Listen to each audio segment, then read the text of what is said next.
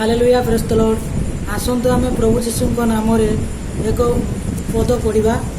से पदटी पहला गीत संगीता 78 एक पद 77 एक पद प्रधान धन्यवाद गीत।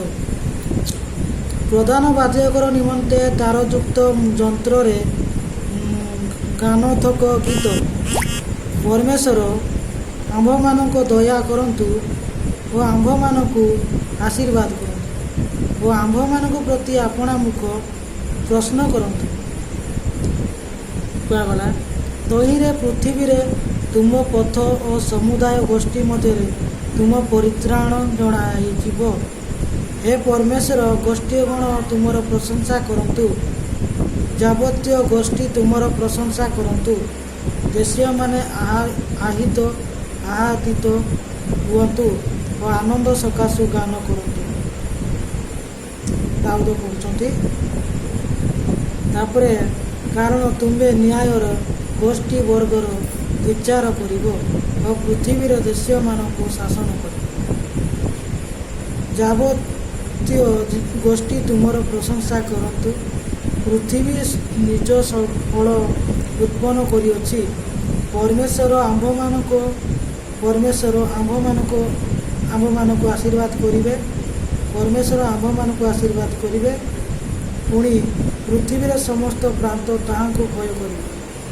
माने परमेश्वर आंभ मानक आशीर्वाद करिवे आ पृथ्वीर समस्त प्रांत ताहांको भय करिवे। काहांको भय करिवे? प्रभु यीशु को भय करिवे। तापर एटी कला सरी गला चलो बसिक आ गोटे पढ़ा लुक 20 टे पढ़ा।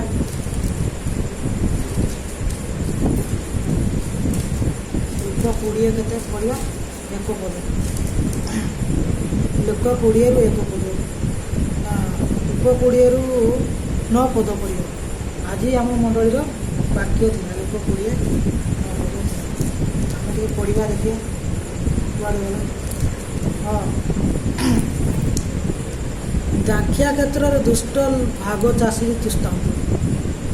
एथि उत्तारे से लोक मानकु एही दृष्टांत कहवाकू लागिले जड़े व्यक्ति गोटे दाखिया क्षेत्र करी ताहा कृष मानकु भागरे देई बहु काल निमंते विदेश को गमन कले।